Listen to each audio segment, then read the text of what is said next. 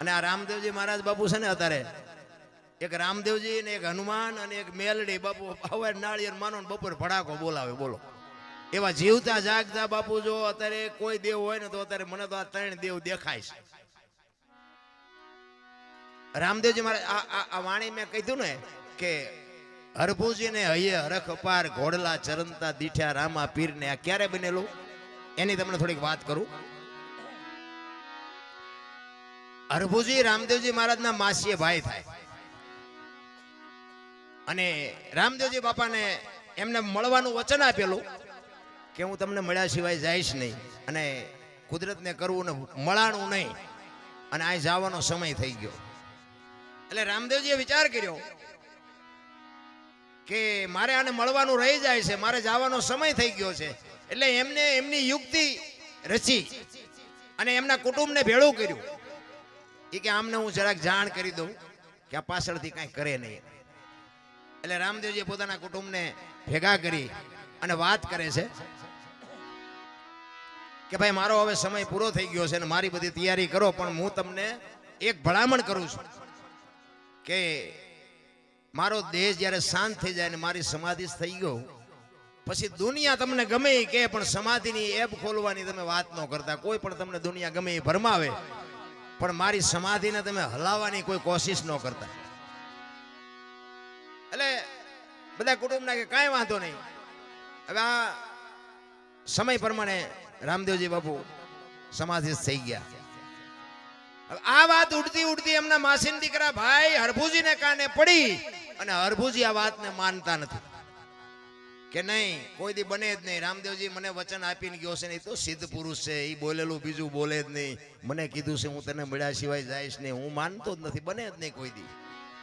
અરે કોકે કીધું પણ અમે ન્યા હતા, અમે મુઠ્ઠી માટી નાખી કે વાત બધી બરોબર, પણ હું એમ હા ન પાડું. હું ન્યા જાઉં અને ન્યા મને પાકું થાય ને પછી હું તમારી વાત આ પાડું, બાકી હું એમ હા ન પાડું. એ વાત ખોટી, કારણ કે રામદેવજીને હું ઓળખું છું.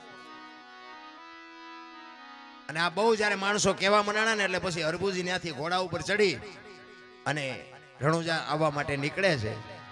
અને રણુજાના સીમાડે બાપુ રામદેવજી બાપા ના ઘોડા ચરે છે ને રામદેવજી બેઠા છે.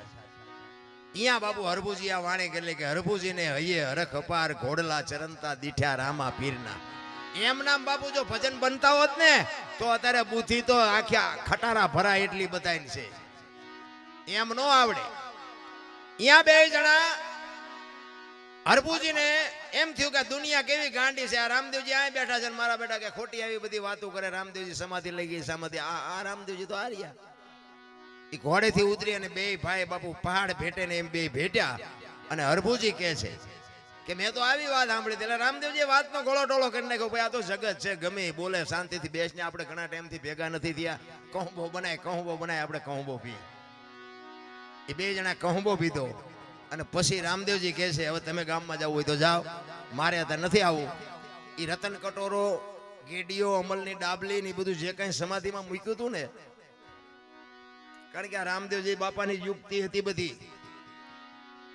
અમે ભક્તિ કરતા હોય અમારી પ્રજા તો મારો નાસ્ત્રાજ વ્યવહિત કરે ને કે આ બીજા કરી જાય ને અમારી રહી જાય. આ રામદેવજી બાપાનો આવડો મોટો ઇતિહાસ છે. આખ્યાન તો તમે બધા જોતા હશો. આખ્યાનમાં બાપુ રામદેવજી બાપાના પરચા હશે, બધા બતાવે. અજમલ રાજાજી બધું સારું કામ કર્યું, બાળીનાથ બાપુએ બધું સારું કામ કર્યું, પણ એ આખ્યાનમાં બાપુ નેતલદેવનો ઇતિહાસ કેટલો છે. મારા ધારવા પ્રમાણે કઈ લાંબુ માઇલ પણ નેતલદેવનું કઈ છે નહીં. હવે રામદેવજીનું અડધું અંગ બાપુ ડાલીબાઈ કરી ગયા, નેતલદે રહી ગયા. અને આ બાપુ આપણું કાલ હવારની વાત પીપળી સવારામ બાપા ધર્મનો વાવટો ફરકે, કોક દી કાંટો મારજો ખબર પડે. જમનામાં રહી ગયા ને જબુમાં કરી ગયા બાપુ. આપણા રહી જાય. હા અમે તો રાડ્યું પાડી દે ને એમ કહે છે કે અમારી પ્રજા ભજન ન કરે કઈ પણ અવાડા ડાટા ન કાઢે એવી તો તું હમી કા રાખજે. ભજન જો બાપુ એમ બધાને ઉતરી જતું હોત ને અને આ જો બુદ્ધિ એમ મળી જતી હોત ને તો પૈસા વાળા છોકરા ઉભા વાહડા જેવા ગામમાં રખડે 40 વર્ષના. ત્યાં આપણે એમ ગામને કેટલા દીકરા છે કે આના લગ્ન જ નથી થયા, દીકરી જ નથી દેતું કોઈ. શું આ બુદ્ધિ કરવાની, શું આ પૈસા કરવાના. એટલે ઈ હરભુજી અને બે જણાને ઈ રતન કટોરો અમલની ડાબલી ને ગેડીઓ રામદેવજી બાપા અજમલ રાજા માફ કરજો ભરભુજીને આપે છે અને ઈ ઘોડા ઉપર બેહી અને ગામમાં આવે અને ગામમાં આવ્યો ને આખો શોકગ્રસ્ત ડાયરો બાપુ સોરે બેઠો છે અને બધા વિચાર કરે કે ભાઈ જેવો ભાઈ વિયોગોના ઘોડા ઉપર બેહીને આવે અને શરમ નહીં આવતી હોય.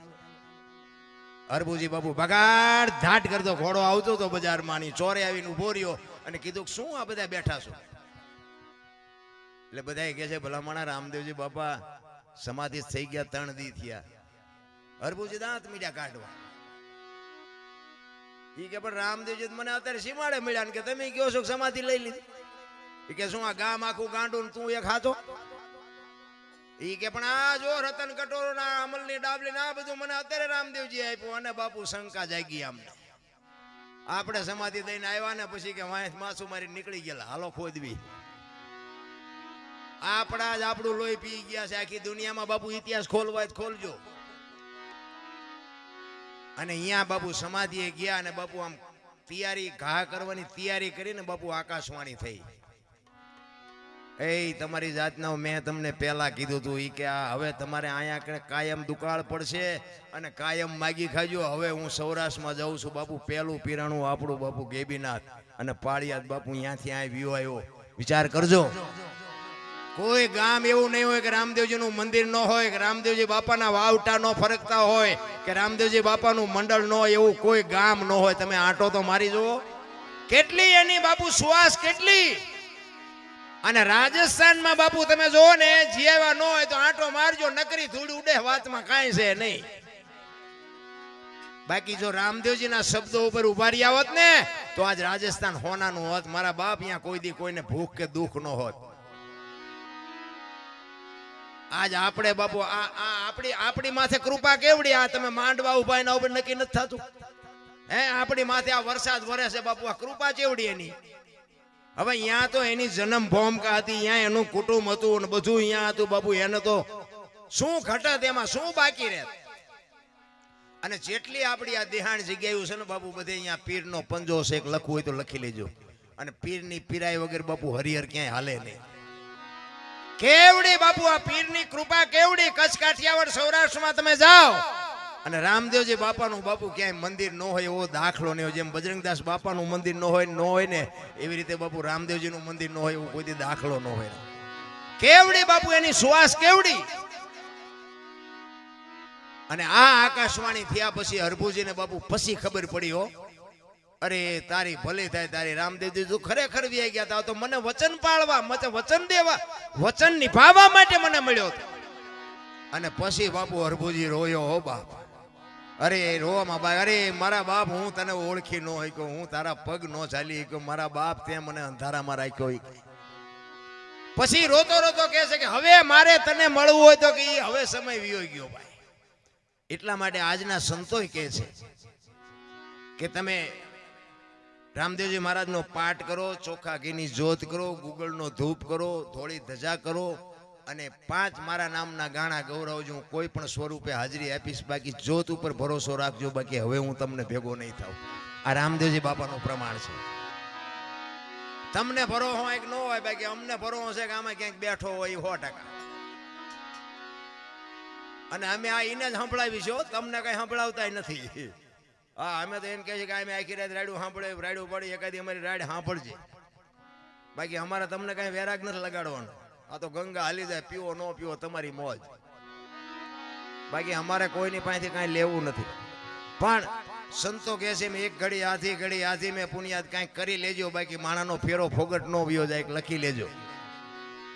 નકાર જો કે આ બધો ડાયરો તો જાણે તો છે ને. આયા હું ઘણી વાર બધા પ્રોગ્રામ કર્યા છે ને એમાં પાછો થાનનો ખટારો મેં 20 વર્ષ આપ્યો. એટલે અનુભવ બધા કર્યા છે, થયા છે, ઝઘડા કર્યા છે, માર્યા છે, માર ખાધો છે, બધું કરી લીધું છે. અને ભજન બાપુ ચારે હુજે ખબર છે. કોઈ આપણો ધણી ન થાય ને પછી ભજન હુજે. આ પૈસાના તમને ભલે ભજન ઉપર ગમે એટલો પ્રેમ હોય પણ આ પૈસાનો બાપુ ફુગાવો એટલો છે ને તમે ભજન નહીં કરી શકો. એ મને ખબર છે. આ પૈસા અને ખૂટવાના નથી. પૈસા ખૂટે ભજન હુજે. પૈસા તો ખૂટવાના નથી કારણ કે માણસની માંગ જ એવી છે. રાત નદી હળીએ જેવા સીડ્યા છે. આમ રોજ ઢળી આવે. રોજ ઢળી આવે કે કાલે આટલા હતા ને આજે આટલા વધ્યા. કાલે આટલા હતા ને આજે આટલા વધ્યા. ઓલો ઉપર બેઠો બેઠો ગણે છે તારા સુવાસા કાલે એટલા હતા ને એટલા ઘટ્યા, એટલા હતા ને એટલા ઘટ્યા. હિસાબ રાખવાનો છે કોઈ રાખતું નથી, પૈસાનો જ રાખે છે. ને કે વાતમાં કાંઈ છે નહીં, હળવા ફૂલ થઈ જવાની મજા છે. માણસ જન્મે ને 2-2.5 કિલોનો હોય, 60-80 વર્ષ જીવે ને પછી મરી જાય ને શમશાનમાં હળગાવી દો ને પછી રીખ્યા ભેળી કરીને જોકો એટલે 2-2.5 કિલો જ થાય. આ એટલો વાંકો લોહી પીવે. વાતમાં કઈ લાંબુ છે નહીં, લાવ્યા નથી ને કઈ લઈએ નથી. તમને એક જ વાત કરું, 84 લાખ યોની છે એવું મહાપુરુષો કહે છે ને. 84 લાખ જીવ છે, આપણે ગણવા નથી. પણ મારો કહેવાનો મતલબ એ છે કે રૂપિયા હાટું માયા હાટું બથોડા ભરતો હોય માણા એક જ. કોઈ કૂતરા, કાગડા, ભૂંડા, ઘોડા, ગધાડા કોઈ પૈસા હાટું મથે. અને કોઈ જીવ ભૂખ્યો રહેતો હોય તો કયો, અને માણાનું ફરાતું હોય તો કયો. આ કૂતરા બજારમાં ઉતાવે ને હું તો આમ ચારેક નીકળું ને આમ કૂતરા ઉતાવે ને તો મને ચારેક એના આમ જોઉં ને તો મને મારા દીકરા વાળું પાણી કરીને હુતા ને ઘસઘસા. આમને કાંઈ ઉપાધિ છે? ધાબુ ભરવું છે ને છોકરો પરણાવો છે ને ચૂંટણી લડવી છે ને કાંઈ લોહી ઉકાળા છે ને કે આપણા જેવું જ છે ને. એનું જીવન તો એનું એવું જ છે ને. ખોરાક જોવે છે, પાણી જોવે છે, હવા જોવે છે, આપણી જેમ બચા પેદા કરે છે, સંડાસ પાણી. આ તે તમારા ને મારા જે જીવનને આરે જે જરૂરી છે એ બધું એને છે. પણ બાપુ કોઈ જીવ જો ભૂખ્યો રહેતો હોય તો મને બતાવો. કીડીને કણ, હાથીને મને 1000 હાથ વાળો દે છે ને, આપણને ભરોસો નથી. ને કે તમારો મારો બાપુ માના ઉદરમાં હજી જન્મ ન થયો હોય ને, જન્મ થયા પહેલા બાપુ બધીએ ભગવાન વ્યવસ્થા કરીને જ બેઠો હોય છે. દૂધની વ્યવસ્થા હોય, તમારી પથારીની વ્યવસ્થા હોય, તમારું લાલન પાલન કરવા વાળી હોય, નવરાવા ધોરાવા વાળી હોય. અને ગમે એટલું જીવો ને પછી મરી જાવ ને, લાકડા તૈયાર હોય ને ઉપાડનારા તૈયાર હોય ને દિવાળી મૂકનારા તૈયાર હોય ને ઘોંકા મારનારા તૈયાર હોય. હવે પહેલું ને છેલ્લું બે તૈયાર છે તો વચલું નહીં તૈયાર કરી રાખ્યું હોય. પણ વચ્ચે થોડુંક શું થોડાક મોટા થાય ને થોડીક બુદ્ધિ આવે ને એટલે બુદ્ધિના ગાળિયા થયા. હું આમ કરી નાખું, હું આમ કરી નાખું, હું આમ કરી નાખું. એટલે પણ કઈ ન બને. ઘણા નથી કહેતા અમારે કોઈની જરૂર નથી. એટલે આ દુનિયામાં આવવા હાટું 2 વ્યક્તિની જરૂર પડે.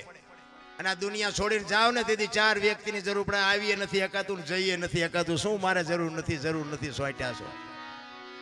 અરે માણસનો અવતાર મળ્યો છે રામ. અને મને તો એમ થાય સતયુગ ને દ્વાપર ને ત્રેતા ને બધું જવા દો ને બધા કહે છે કળિયુગ છે. અત્યારે શું ઘટે છે? શું અત્યારે ઘટે છે? હું એ મને કયો તો વાહન, મકાન, રૂપિયા, લોટા હવામાં ઉડે વગર દોડે વાતું થાય, હિલોળા કરે એવું નથી. પણ તોય રોવે છે. જ્યાં જાવ ત્યાં બધા રોવે છે. આપણે એમ ખરા અમને જોવે છે શું એ નથી ખબર પડતી.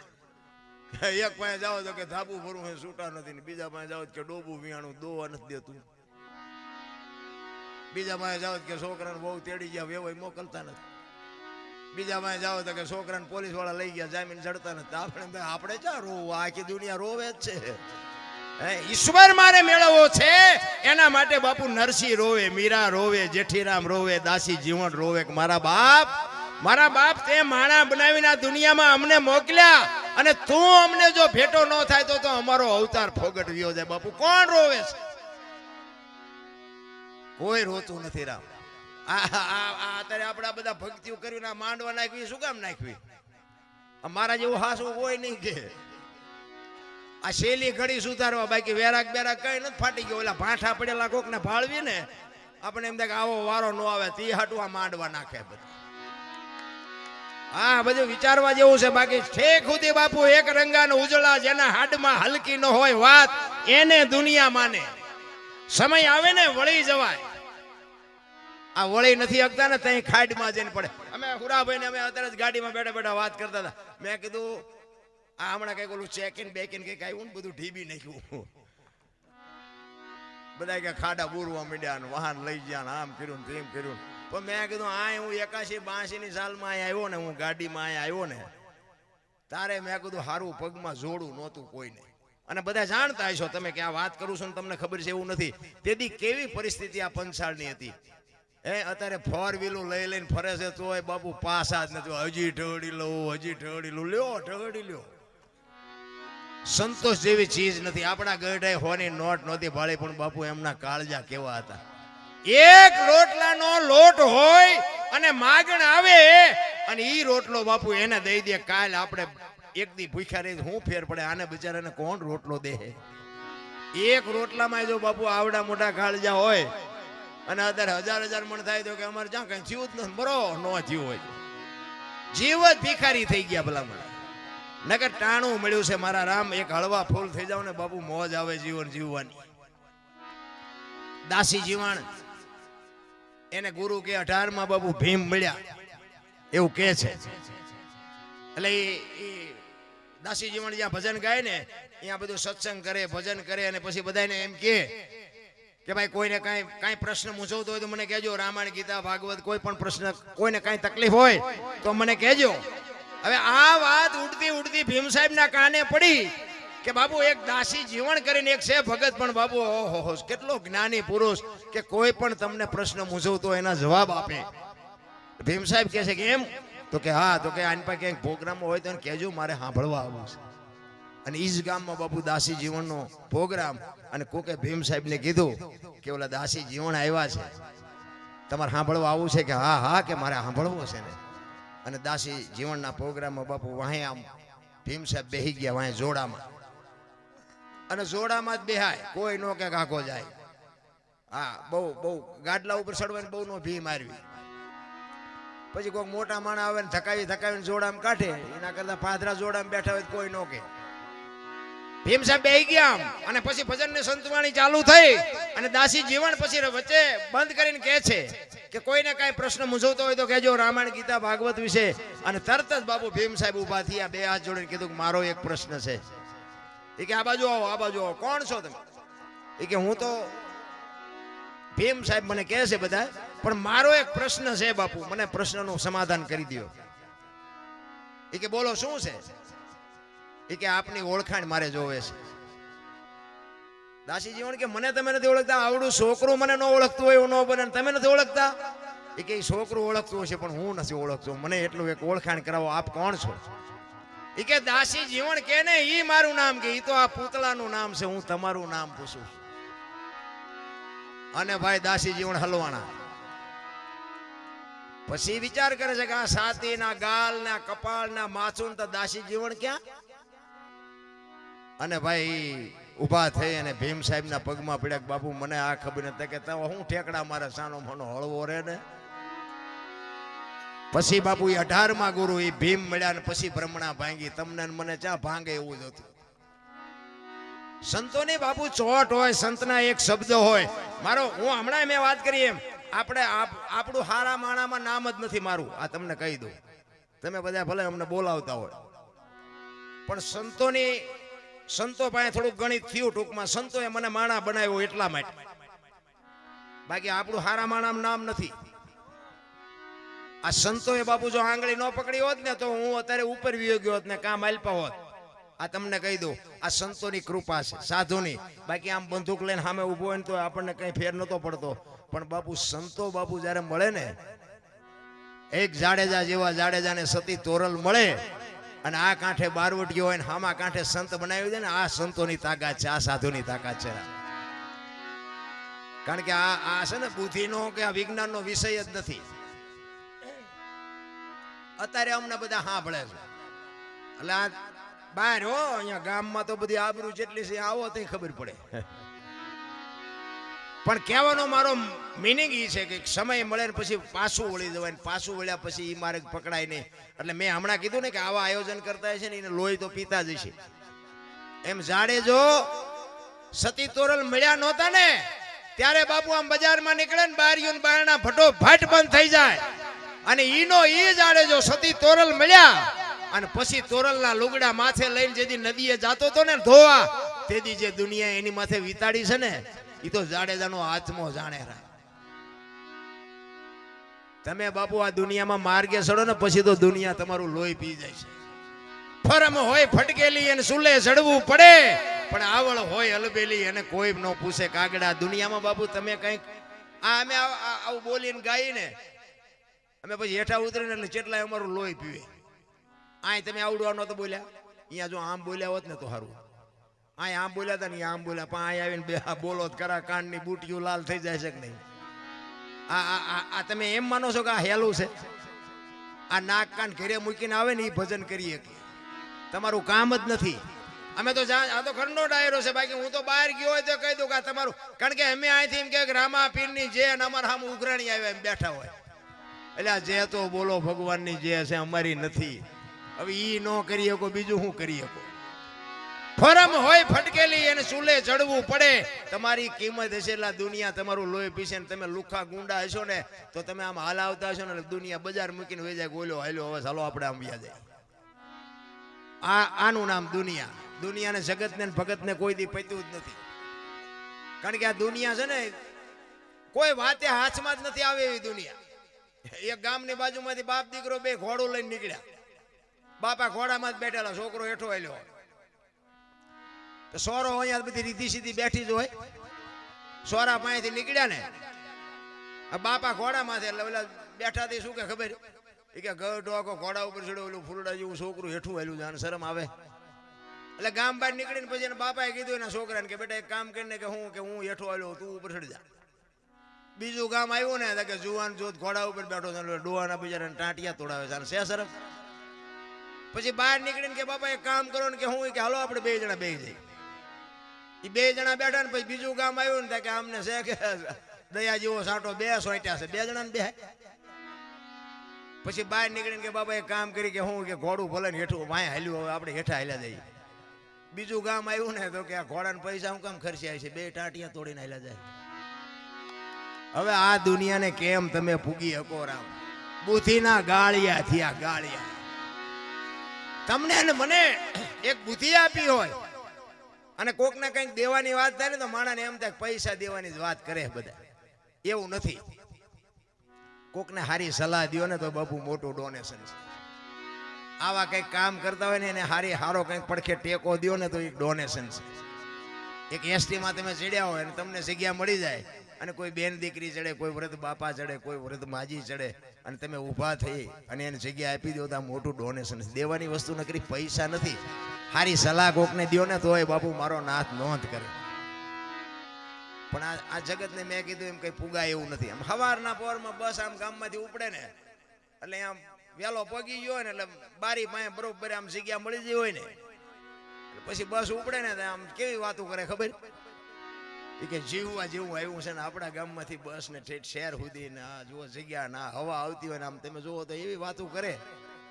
અને બીજે દી થોડોક મોડો આવે અને આખી બસ ભરાઈ જાય અને દાંડીઓ ચાલીને ઉભો હોય ને પછી શું કે ખબર કળિયુગ આવી ગયો. બસ રાતમાં એક જ રાતમાં કળિયુગ આવી ગયો. પણ બેટા ત્યાં કોઈને આપી હોય તો તને કોક આપે ને. દેવું નથી અને લઈ લેવું છે નકરું દુનિયાને. એમ પતે એવું નથી નારાયણ.